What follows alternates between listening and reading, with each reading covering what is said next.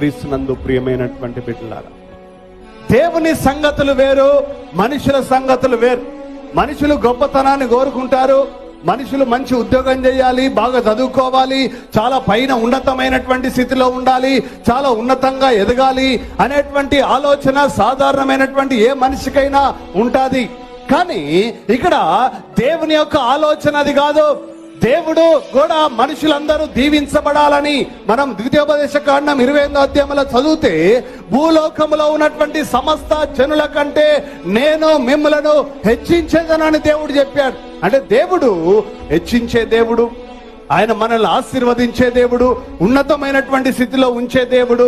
కానీ ఆయన ప్రణాళిక ద్వారా, ఆయన చిత్తము ద్వారా, ఆయన ఆలోచన ద్వారా, ఆయన యొక్క నడవడి ద్వారా ప్రియమైనటువంటి దేవుని బిడ్డలారా